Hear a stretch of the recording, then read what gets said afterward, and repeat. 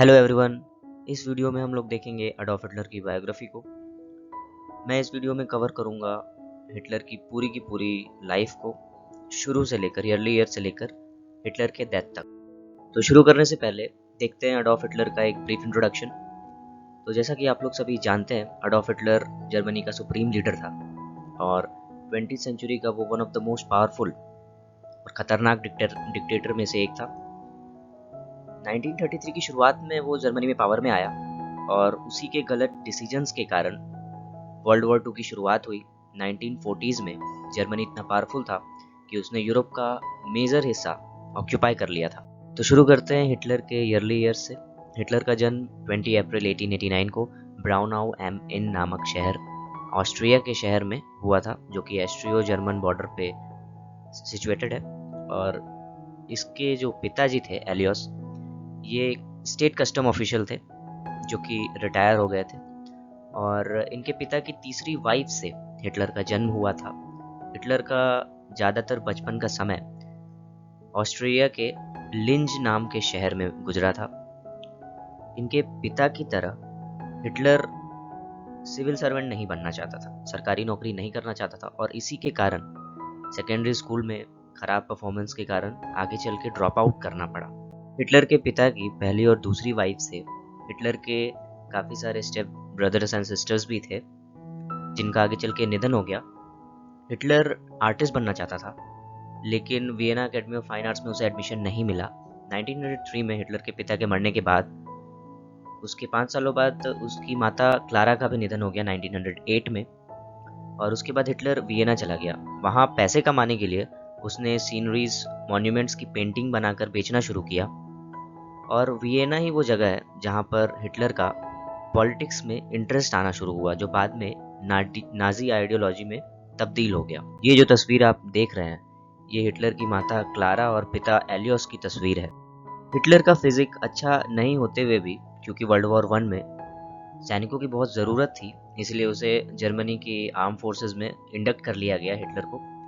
और अक्टूबर 1914 में बेल्जियम में डिप्लॉय किया गया। और through out the world war 1 उसने बहुत ही ब्रेवरी से फाइट किया और बहुत सारे मेडल उसने जीते। और इनमें से iron cross first class medal वो अपने लाइफ के आखिरी समय तक उसे पहने रखा।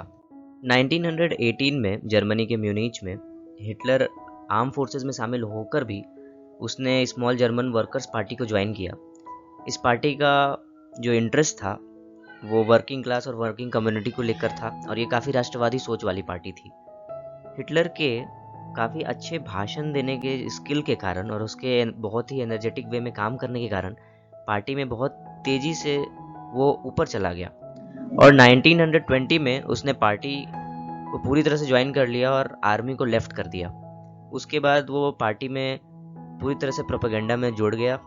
पार्टी में प्रोपेगेंडा करता था, भाषण देता था, लोगों को जोड़ता था। इसके साथ साथ ये जो आप जो सिंबल देख रहे हैं स्वास्तिक का, वाइट सर्कल के अंदर रेड बैकग्राउंड में, ये जो सिंबल है ये नाजी पार्टी का सिंबल था। और आगे चलकर यही सिंबल काफ़ी ज़्यादा टेरिफाइंग रूप ले लेता है जब हिटलर पावर में आता है। तो हिटलर राष्ट्रवादी क्रांतिकारी के रूप में पार्टी के प्रचार प्रसार के लिए रैलियों में जाया करता था। और इसी दौरान एक रैली में नेता के भाषण के दौरान इन लोगों का गन बैटल हो गया पुलिस के साथ, गोलीबारी हो गई पुलिस के साथ। और उसमें हिटलर भागने में तो सफल रहा, लेकिन आगे चलकर हिटलर और उसके नेता लोग अरेस्ट हो गए और हिटलर को 5 साल की सज़ा हो गई। लेकिन ये जो घटना हुई, ये जो बियर हॉल की घटना थी, इससे और राष्ट्रवादी चेहरा के रूप में हिटलर पूरे देश में पॉपुलर हो गया। लोग इसे राष्ट्रवादी हीरो मानने लगे। हालांकि हिटलर को 5 साल की सजा हुई थी, बट वो 9 महीने में ही जेल से निकल गया। जेल भी काफ़ी कंफर्टेबल था, लैंड्सबर्ग कासल में उसे रखा गया था। और इन 9 महीने जेल में रहने के दौरान उसने एक बुक लिखी जिसका नाम था मेन काफ, जिसका मतलब है माई स्ट्रगल। और शुरुआत के दिनों में ये किताब ज़्यादा बिकी नहीं। 1925 में हालांकि ये बुक पब्लिश हुई थी, शुरुआत में ज़्यादा बिकी नहीं, बट हिटलर जब पावर में आया तो ये बाइबल के बाद सबसे ज़्यादा बिकने वाली किताब थी। 1940s तक लगभग 60 लाख कॉपीज इसकी बिक चुकी थी। हिटलर के जेल से निकलने के बाद जर्मनी की इकोनॉमिक हालत बहुत ख़राब थी। जर्मनी फाइनेंशियल डिप्रेशन से गुजर रहा था, इकोनॉमी नेगेटिव ग्रोथ दे रही थी और इसके कारण नाजी पार्टी को, जो रिपब्लिक गवर्नमेंट थी उस समय की जर्मनी की, उसके खिलाफ बोलने के लिए मौका मिल गया और लोगों में भरोसा जीतने का समय था। लोगों ने भरोसा दिखाया और जो वोट परसेंटेज है वो काफ़ी बढ़ गए। आने वाले इलेक्शन में 1932 में 36.8% वोट मिला नाजी पार्टी को। हालांकि हिटलर हिंडनबर्ग के प्रेसिडेंट के रूप में खड़े होने के खिलाफ थे। वो नहीं चाहते थे कि हिंडनबर्ग प्रेसिडेंट बने, क्योंकि हिटलर काफ़ी पॉपुलर नेता था और वो पार्टी का इतना पॉपुलर नेता होने के कारण अच्छा पोस्ट का डिमांड कर रहा था। इसके कारण हिटलर समेत कई पार्टी के नेता पार्टी के हाई कमान से नाराज थे। गवर्नमेंट में केओस की स्थिति थी और लगातार 3 चांसलर नाकाम रहे जर्मनी को कंट्रोल करने में। लास्टली जनवरी 1933 में हिटलर को हिंडनबर्ग ने चांसलर बना दिया। 43 ईयर ओल्ड के हिटलर चांसलर बन गए 1933 में और उसके बाद हिटलर ने सफलतापूर्वक जर्मनी में पूरा का पूरा कंट्रोल कायम कर लिया। रीचस्टैग में जर्मनी की पार्लियामेंट्री बिल्डिंग में आग लगने के कारण हिटलर को एक एक्सक्यूज मिल गया पॉलिटिकली प्रमोट होने का और ज़्यादा पावर सीज करने का, और इसी कारण रीचस्टैग में ही इनेबलिंग एक्ट पास हुआ मार्च 23 में 1933 में, और उसके कारण हिटलर को काफ़ी ज़्यादा पावर्स दिए गए। हिटलर के चांसलर होने के बावजूद इनेबलिंग एक्ट के कारण हिटलर को और भी ज़्यादा पावर्स मिले और इतने पावर्स मिलने के बाद हिटलर ने अपना नाजी आइडियोलॉजी को इम्प्लीमेंट करना शुरू कर दिया। उसने सारे नॉन नाजी पार्टीज़ और जितने भी नॉन अदर गवर्नमेंट ऑर्गेनाइजेशन थे, एनजीओज थे, उन सब पे बैन लगा दिया। उन सब के एग्जिस्टेंस को सीज कर दिया गया, उन सब पे प्रतिबंध लगा दिया गया और इथेनिक प्योरिटी को लेकर, आर्यन लेस को लेकर के उसके खिलाफ भी जितने भी आवाज़ उठ रहे थे, इक्वालिटी को लेकर जो भी लोग आवाज़ उठाते थे, उन्हें मरवा दिया जाता था। और जर्मनी में पूरा कंट्रोल कायम करने के बाद हिटलर का नज़र यूरोप के ऊपर था। 1933 में जर्मनी काफ़ी वीक था। जर्मनी का किसी भी कंट्री के साथ डिप्लोमेटिकली अच्छा रिलेशन नहीं था। जर्मनी की मिलिट्री भी काफ़ी वीक थी और उसके जो नेबर्स थे फ्रांस और पोलैंड, वो भी काफ़ी अनफ्रेंडली थे। हिटलर हमेशा अपने स्पीच में हथियारों को छोड़ने और शांति की बात करता था, बट इसके पीछे वो हमेशा ही अपने मिलिट्री को इम्प्रूव कर रहा था, मिलिट्री को लगातार पावरफुल बना रहा था। 1934 में हिटलर ने जर्मनी का नाम लीग ऑफ नेशन नामक संगठन से निकाल लिया और नेशन के मिलिट्री को लगातार इम्प्रूव करना शुरू किया। 86 वर्ष की आयु में हिंडनबर्ग का जब 2 अगस्त 1933 में निधन हुआ तो मिलिट्री लीडर्स ने डिसाइड किया कि प्रेसिडेंसी और चांसलरशिप का जो पोस्ट है उसे मर्ज करके एक स्पेशल पोस्ट बनाया जाए और हिटलर को वो पोस्ट दिया जाए। इसके बाद हिटलर प्रेसिडेंट का भी पावर एक्सरसाइज करने लगा और उसके बाद वो तीनों फोर्सेस का कमांडर भी बन गया। 15 सितंबर 1935 में नरेम्बर्ग लॉ को पास किया गया, यानी जर्मन खून और सम्मान का कानून इसे लोग वहाँ पे कहते थे। और इसके अंतर्गत जो ज्यूज थे, यहूदी थे, उनसे जर्मनी का सिटीजनशिप छीन लिया गया।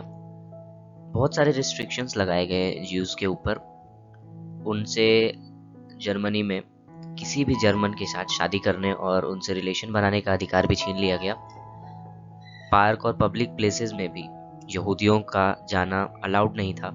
यहाँ पर आप राइट साइड में ये तस्वीर देख रहे हैं पैलेस पार्क की, यहाँ पर यहूदी अलाउड नहीं है। इसी तरह से जितने भी पब्लिक प्लेसेस थे, बहुत सारे रिस्ट्रिक्शंस लगाए गए, यहूदियों पर ही नहीं, सिर्फ बहुत सारे अलग अलग रिलीजन पे भी, क्रिश्चियंस के ऊपर भी बहुत सारे रिस्ट्रिक्शंस लगे। और ये जो एग्जीक्यूशन का काम था, लोगों को मरवाने का जो काम था, मोर प्रिसाइजली यहूदियों को जो मरवाने का काम था, वो काम हिटलर की सीक्रेट स्टेट पुलिस करती थी। जर्मन कंट्रोल टेरिटरीज से यहूदियों को बाहर निकाला जाने लगा। सोवियत इन्वेजन के दौरान यहूदियों की जितनी भी कम्युनिटीज थी उन सबको खत्म कर दिया गया। कंसंट्रेशन कैंप के नेटवर्क को एक्सपैंड किया गया ताकि ज़्यादा से ज़्यादा यहूदियों को मारा जा सके। यहूदियों से फोर्स लेबर का काम करवाया जाता था और कुछ यहूदियों को सब्जेक्ट के रूप में मेडिकल एक्सपेरिमेंट भी उनके ऊपर किया जाता था। जोसेफ मेंगेले, जिसे एंजल ऑफ डेथ भी कहते हैं, वो हिटलर के टाइम पे एक्सपेरिमेंट्स किया करते थे और जितने भी एक्सपेरिमेंट्स के लिए सब्जेक्ट है वो उन्हें यहूदियों को ही बनाया जाता था सब्जेक्ट।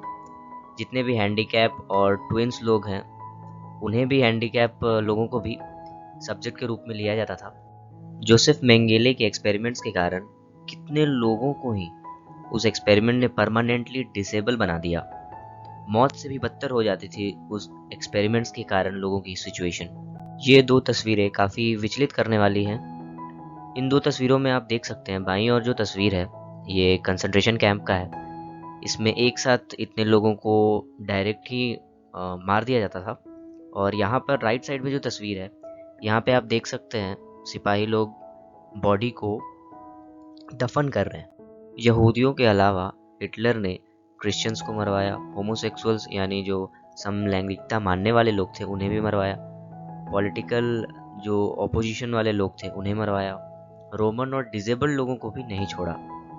वर्ल्ड वॉर 2 के खत्म होते तक तकरीबन 60 लाख लोगों को हिटलर के गलत डिसीजंस के कारण जान से हाथ धोना पड़ा।